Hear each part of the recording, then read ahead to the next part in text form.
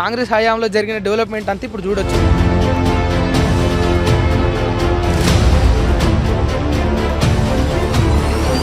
దుర్గం చెరువు అనే పేరు తీసేసి దీనికి గుర్రపు డెక్క చెరువు అన్నట్టు పెట్టాలి. దుర్గం చెరువును ఒకసారి చూడొచ్చు. మీరు పచ్చ చెట్లు మొలిసినాయి, అది ఖాళీగా గ్రౌండ్ అని అనుకునేది క్రికెట్ గ్రౌండ్. బోటింగ్ జరిగే ఆ యొక్క ప్లేస్ను కూడా మీరు చూడొచ్చు. కన్నతల్లికి అన్నంపేటలో ఉన్నట్టుగా పినతల్లికి బంగారు గాజులు చేపిస్తారట అని అన్నట్టే ఉన్నది ముచ్చట. ఉన్న చెరువులను బాగా చేయొచ్చు కదా. రంగనాథ్ గారి సమాధానం చెప్పాలి. ఎందుకంటే ఉన్న సిటీని కాపాడుకోలేని ప్రభుత్వం ఒక కొత్త సిటీని నిర్మిస్తుంది అని అంటే ప్రజలకు నమ్మకం ఉంటుందా? ఇప్పుడు అంటూ ఉన్నారు కేసీఆర్ ఉనికిని లేకుండా చేస్తారా, ఇంకోటి చేస్తారా అంటే ఇదేం కేసీఆర్ ఇంట్లోకి పోతుందా? కేసీఆర్ ఒక్కడే వచ్చి బోటింగ్ చేసుకుంటాడా?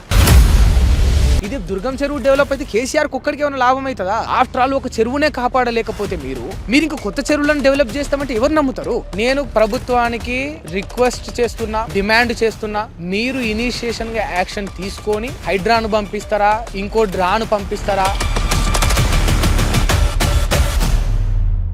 రైట్, నమస్తే, వెల్కమ్ టు కేఆర్ టీవీ. ప్రస్తుతం మనం అయితే హైదరాబాద్లో ఎంతో ఫేమస్ అయిన చాలా మంది విజిటర్కి ఒక విజిటింగ్ ప్లేస్ అయిన ఈ యొక్క కేబుల్ బ్రిడ్జ్ వద్ద అయితే ఉన్నాం. కేబుల్ బ్రిడ్జ్ మీద అంతా కూడా ఐడియా ఉండుంటుంది. గతంలో ఇక బీఆర్ఎస్ సర్కారు ఉన్నప్పుడు వాళ్ళు చేసిన నిర్మాణం ఇదంతా కూడా. అయితే ఇప్పుడు అసలైన అంశంలోకి వెళ్తే ఇదే కేబుల్ బ్రిడ్జ్ కింద మనము దుర్గం చెరువును ఒకసారి చూడొచ్చు. మీరందరూ కూడా మీరు పచ్చ చెట్లు మొలిసినాయి, అది ఖాళీగా గ్రౌండ్ అని అనుకునేది క్రికెట్ గ్రౌండ్. బట్ కాదు, అది క్రికెట్ గ్రౌండ్ కాదు, అది దుర్గం చెరువు. గతంలో బోటింగ్ జరిగేది కదా.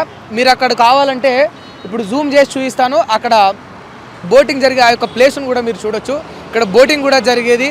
చాలా ఆహ్లాదకరంగా, అద్భుతంగా, టూరిస్టులకు కానీ విజిటర్స్కి కానీ ఒక మంచి ప్లేస్గా ఉన్న దుర్గం చెరువు యొక్క పరిస్థితి ఇప్పుడు గుర్రపు డెక్క చెరువుగా మారిపోయింది. దీనికి కారకులు ఎవరు? ఇప్పుడు గుర్రపు డెక్క చెరువుగా ఎందుకు మారిపోయింది? అంత అద్భుతమైన దుర్గం చెరువు ఇవాళ గుర్రపు డెక్క చెరువుగా ఎందుకు మారిపోయింది? ఖచ్చితంగా మనం ఇప్పుడు గవర్నమెంట్ను అడగాల్సిన ప్రశ్నలు కొన్ని ఉన్నాయి. ఎందుకు అంటే గవర్నమెంట్ యొక్క ఉద్దేశం ఎప్పుడైనా కూడా, అది ఏ ప్రభుత్వం అయినా సరే, వాళ్ళు తీసుకుంటున్న నిర్ణయాలను కానీ వాళ్ళ యొక్క ఉద్దేశాన్ని కానీ అబ్జర్వ్ చేస్తే సమాజాన్ని బాగు చేస్తాం, వ్యవస్థని బాగు చేస్తాం, చెరువులను బాగా చేస్తాం, చెట్లను బాగా చేస్తాం అని చెప్తూనే ఉంటుంది కదా. ఇప్పుడు ఇన్ని చెప్పే మాటలతోనే ఈ ప్రభుత్వం ఏదైతే కాంగ్రెస్ గవర్నమెంట్ ఉందో వారు తీసుకొచ్చిన ఒక గొప్ప కార్యాచరణ ఏంటి? హైడ్రా. మరి హైడ్రా యొక్క ముఖ్య ఉద్దేశం ఏంటి?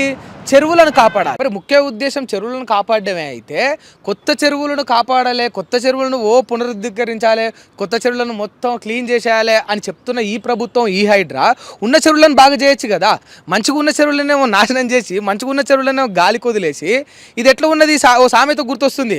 కన్నతల్లికి అన్నంపేటలో ఉన్నట్టుగా పినతల్లికి బంగారు గాజులు చేపిస్తారట అని అన్నట్టే ఉన్నది ముచ్చట. ఎందుకంటే ఇప్పుడు ఇంత డెవలప్ చేసి చాలామంది అంటున్నారు, సరే ప్రతిపక్షాలు కావచ్చు, వాళ్ళు ఏం చెప్పుకుంటున్నారు, వాళ్ళ బెనిఫిట్ కోసం వాళ్ళు ఏం ప్రచారం చేస్తున్నారు?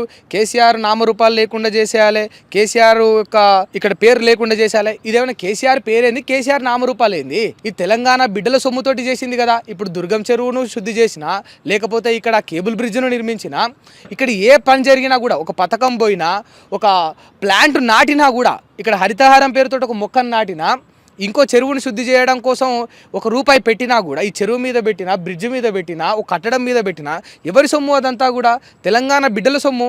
తెలంగాణ బిడ్డలు జేబులో నుంచి కట్టిన పన్నులు కదా అవన్నీ కూడా. మరి తెలంగాణ బిడ్డల యొక్క సొమ్ము వృధా కాకూడదు, వాళ్ళ సొమ్ముతోటి నిర్మించిన ఏది కూడా చెడిపోకూడదన్న ఒక ఉద్దేశం, కనీసమైన ఆ యొక్క ఇంకిత జ్ఞానం కూడా లేకపోతే ఇప్పుడు ఏమన్నట్టు? ప్రభుత్వంకి ఏం చిత్తశుద్ధి ఉన్నది చెప్పుండ్రి? ఇగో ఇంత డెవలప్డ్గా ఉన్న ఈ యొక్క ప్రదేశాన్ని ఇంతో కొన్ని వేల మంది రోజు విజిట్ చేసేవాళ్ళు. మీరు అబ్జర్వ్ చేస్తే కేబుల్ బ్రిడ్జ్ మీద ఎప్పుడు కూడా ఆ లైట్లు వెరిగేవి, కనీసం లైట్లు కూడా వేయలేని దుస్థితి ఉన్నది. ఇక గుర్రపు డెక్కని ఏం క్లీన్ చేస్తారు చెప్పుండ్రి? బోటింగ్, ఇక్కడ టూరిస్టులు వచ్చేవాళ్ళు, విజిటర్స్ వచ్చేవాళ్ళు చూడండి, కనీసం ఇల్లు ఏమున్నాయి? కప్పల కోసమా ఈ పెట్టుబడి పెట్టి, ఇంత వేసి, ఇన్ని డబ్బులు పెట్టి ఇదంతా శుద్ధి చేసింది, క్లీన్ చేసింది చెప్పుండ్రి? ఇప్పుడు దీనికి ఖచ్చితంగా రంగనాథ్ గారి సమాధానం చెప్పాలి. సార్, చెరువులను కాపాడడం ముఖ్య ఉద్దేశం అయినప్పుడు అంటే కొత్త చెరువును తీసుకొచ్చి ఇక మీరు కొత్తగా చెరువులను ఆల్రెడీ మునిగిపోయినాయి, ఆ చెరువులు లేవు, ఆడ మట్టి కూల్పి ఇల్లులు కట్టిరని చెప్పి ఉన్నిళ్ళను కూడా కూల్చి మీరు చెరువులను కాపాడే ప్రయత్నం అయితే చేస్తూ ఉన్నారు కదా సార్ హైడ్రా పేరుతోటి. పేదల ఇల్లు కూలుస్తూ ఉన్నారు కదా దట్టు. ఇప్పుడు ఉన్న చెరువును కాపాడొచ్చు కదా, కొత్త చెరువును తీసుకొస్తా అని చెప్పే హైడ్రా ఉన్న చెరువును కాపాడొచ్చు కదా. అసలు మీ హైడ్రా ఏం మెసేజ్ ఇద్దాం అనుకుంటా ఉంది? రేవంత్ రెడ్డి గారు ఏం చెప్దాం అనుకుంటున్నారు? ఇప్పుడు కొండలరెడ్డి గారి ఇల్లు కూడా చూస్తే ఈడికెళ్ళి మనకు కనిపిస్తుంది, వాళ్ళ ఇల్లు కూడా ఇన్నే ఉంటుంది, ఎంతో దూరం కూడా లేదు. మరి ముఖ్యమంత్రి సోదరుడే కనీసం మరి నా ఇండియన్ కాలో ఉన్న ఆ దుర్గం చెరువులో హైడ్రా పని చేయాలని చెప్పుకోవచ్చు కదా, ఇన్ఫ్లుయెన్స్ యూజ్ చేయొచ్చు కదా. నిరంతరం ప్రజల్లో ఉండే అన్నదమ్ములు కదా మీరందరూ కూడా. నేను ఇక్కడ వ్యక్తిగతంగా రేవంత్ రెడ్డి గారిని విమర్శించట్లేదు, వ్యక్తిగతంగా ఇది ఏదో బీఆర్ఎస్ వాళ్ళు ఏదేదో బాగు చేసిరని కూడా చెప్పట్లేదు గొప్పగా. వాస్తవానికి ఇక్కడ దుర్గం చెరువు గతంలో అభివృద్ధి చేయబడిందన్న, ఇక్కడ కేబుల్ బ్రిడ్జ్ అనేది నిర్మించబడిందన్న, అది ఎవరి సొమ్ముతోటి జరిగింది? తెలంగాణ బిడ్డల యొక్క పన్నులతోటి జరిగింది. తెలంగాణ బిడ్డల యొక్క జేబుల్లో నుంచి వెళ్ళి వాళ్ళు కట్టిన పన్నులతోని, తెలంగాణ బిడ్డల యొక్క సొమ్ముతోని జరిగింది కదా ఈ డెవలప్మెంట్ అంతా కూడా.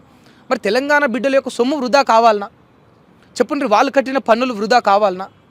ఎప్పటికప్పుడు ఇనిషియేషన్ తీసుకొని ఈ తెలంగాణ యొక్క ఉనికిని కాపాడుకునే బాధ్యత ప్రభుత్వాల మీద ఉంటుందా? దీనికోసం ఇంకా ప్రత్యేకంగా కొన్ని కమిషన్లు కూడా ఉన్నాయి కదా. ఇప్పుడు ఇంత పెద్ద కమిషన్ ఉండి రాష్ట్రమంతా దేశమంతా ఇంత పేరుగాంచిన హైడ్రా కనీసం ఇంత ఫేమస్ అయినా, అంటే ఇంత ప్రసిద్ధిగాంచిన, ఇంత పేరు పొందిన దుర్గం చెరువులో ఇలాంటి పరిస్థితి. మీరు లైట్లు ఆన్ చేయకపోయినా నష్టం లేదు, కానీ కనీసం మన చెరువులను కాపాడుకోవాలి కదా, మన ప్రకృతిని మనం కాపాడుకోవాలి కదా, మన నీళ్ళను మనం కాపాడుకోవాలి కదా. చెప్పండి, ఇక్కడ బోటింగ్ జరగాలనో లేకపోతే ఇక్కడ గిరాకీ పెరగాలనో ఓ 4 రూపాయలు రావాలన్న ఉద్దేశం కూడా కాదు. తెలంగాణ బిడ్డల సొమ్ముతోటి శుద్ధి చేయబడ్డ ఈ చెరువులను తిరిగి ఆ సొమ్ము వృధా కాకుండా కాపాడుకోవాల్సిన నిరంతర బాధ్యత ప్రభుత్వం మీద ఉండదా? ఇక మనం ఇప్పుడు దగ్గర నుంచి కూడా విజువల్స్ అన్నీ కూడా చూడొచ్చు, మీకు అర్థమైపోతుంది అసలు ఏంటి ప్రభుత్వం యొక్క ఉద్దేశం ఏంటి. బాగు చేయడం, తెలంగాణను బాగు చేయడం, తెలంగాణ యొక్క రూపురేఖలను మార్చడం. 10 ఏళ్ల పాలనలో మొత్తం అన్యాయమే జరిగింది, మొత్తం ఏమీ జరగలేదని అన్న ప్రభుత్వం మరి ఇప్పుడు కాంగ్రెస్ వచ్చిన తర్వాత ఈ 2 ఏళ్లలో ఇవాళ దుర్గం చెరువుకి ఈ దుస్థితి ఎందుకు? మీరు అనుకుంటుండొచ్చు దుర్గం చెరువులో ఈ రకంగా ఉన్నంత మాత్రాన ఏం నష్టం జరిగింది అని అనుకుంటుండొచ్చు. నేను ఒక సింపుల్ థియరీ మీకు చెప్తాను. ఇప్పుడు దుర్గం చెరువు ఈ విధంగా ఉండడం వల్ల ఏం నష్టం జరగకపోతే ఇప్పుడు కొత్త 4th సిటీ డెవలప్ చేయడం వల్ల ఏం ఉపయోగం, ఏం లాభం జరుగుతుంది? ఎందుకంటే ఉన్న సిటీని కాపాడుకోలేని ప్రభుత్వం ఒక కొత్త సిటీని నిర్మిస్తుంది అని అంటే ప్రజలకు నమ్మకం ఉంటుందా? ఏ ప్రభుత్వం మీదైనా సరే, ఏ పార్టీ మీదైనా సరే, ఏ నాయకుడి మీదైనా సరే మీరు చూడొచ్చు, ఏనాడైనా దుర్గం చెరువు మనకి ఇట్లా కనిపించిందా? ఒక్కసారి దుర్గం చెరువు డెవలప్మెంట్ ప్రారంభమైన తర్వాత మనం ఎప్పుడు కూడా దుర్గం చెరువులో ఒక అద్భుతమైన బోటింగ్ చూసినాం, ఇక్కడ జనాల మార్నింగ్ వాకింగ్ చూసినాం, ఆ కేబుల్ బ్రిడ్జ్ దగ్గర విజిటర్లను, టూరిస్టులను చూసినాం మనం. వాళ్ళు సెల్ఫీలు దిగేది ఆ లైటింగ్కి కావచ్చు, ఇక్కడ కనిపిస్తున్న మంచిగా దుర్గం చెరువు కావచ్చు. ఉన్నదాన్ని ఇంకా డెవలప్ చేయాల్సింది పోనీ ఏ డెవలప్ చేయకున్నా దాన్ని ఆల్రెడీ డెవలప్డ్గా ఉన్నదాన్ని అట్లనే వదిలేసినా సరే అది ఇంకా నాశనంగా కూడా కాపాడాల్సిన బాధ్యత ప్రభుత్వం మీద ఉంటుంది కదా. ఇప్పుడు అంటూ ఉన్నారు కేసీఆర్ యొక్క ఉనికిని లేకుండా చేస్తారా, ఇంకోటి చేస్తారా అంటే ఇదేం కేసీఆర్ ఇంట్లోకి పోతుందా? కేసీఆర్ ఒక్కడే వచ్చి ఇక్కడ బోటింగ్ చేసుకుంటాడా? చెప్పుకుంటారు, నాకు అర్థం కాదు. కానీ ఇట్లా గాలికి వదిలేసి ఇంత నిర్లక్ష్యంగా ఉండడం వల్ల ఇది దుర్గం చెరువు డెవలప్ అయితే కేసీఆర్కి ఒక్కడికి ఏమైనా లాభం అవుతుందా? కాదు కదా, తెలంగాణకు లాభం అవుతుంది, హైదరాబాద్కు లాభం అవుతుంది కదా. ఈ దుర్గం చెరువుకి వచ్చే వాళ్ళు 100 మంది వస్తారు కదా, విజిటర్స్, టూరిస్టులు వస్తారు కదా, ఫారినర్స్ వస్తారు కదా, బయట రాష్ట్రాల నుంచి వస్తారు కదా. ఆల్రెడీ దుర్గం చెరువు గురించి కావచ్చు, ఇక్కడ ఉన్న కేబుల్ బ్రిడ్జ్ గురించి కావచ్చు, నేషనల్ మీడియా కూడా రాసింది కదా. దానివల్ల మనకు ఎంత పబ్లిసిటీ జరిగింది. ఎవరైనా ఆ వార్తలు విన్నవాళ్ళు, ఆ వార్తలు చదివిన వాళ్ళు, ఈ ప్లేస్ను మైండ్లో పెట్టుకొని వచ్చే టూరిస్టులు కూడా ఉంటారు కదా. ఇక్కడికి వచ్చిన తర్వాత తెలంగాణ మీద ఒక బ్యాడ్ ఇంప్రెషన్ వాళ్ళకి ఏర్పడితే, వాళ్ళకి కానీ ఒక బ్యాడ్ ఇంప్రెషన్ ఏర్పడితే మళ్ళీ వస్తారా తెలంగాణ ముఖం చూస్తారా ఎవరైనా? కాపాడుకోవాల్సిన బాధ్యత ఖచ్చితంగా హైడ్రా మీద కావచ్చు, ప్రభుత్వం మీద కావచ్చు ఉంటుంది కదా. నా టార్గెట్ తెలంగాణ అభివృద్ధి, నా టార్గెట్ ప్రతిపక్షం కాదు అని చెప్పే ముఖ్యమంత్రి గారు మరి అభివృద్ధి మీద పడాలి కదా. మీరు చూడొచ్చు ఇక డెవలప్మెంట్ అంటే ఏంది, కాంగ్రెస్ హయాంలో జరిగిన డెవలప్మెంట్ అంతా ఇప్పుడు చూడొచ్చు, కళ్ళకు గట్టినట్టు మనకు ఇప్పుడు కనిపిస్తూ ఉంటుంది. ఇది దుర్గం చెరువు పరిస్థితి చూడరు, విజువల్స్లో మీరు చూడొచ్చు ఒకసారి దుర్గం చెరువు పరిస్థితి చూడండి. వస్తాడు ఎవడన్నా మళ్ళీ దుర్గం చెరువుకు ఇది దుర్గం చెరువు అనే పేరు తీసేసి దీనికి గుర్రపు డెక్క చెరువు అన్నోటి పెట్టాలి, బాగుంటుంది.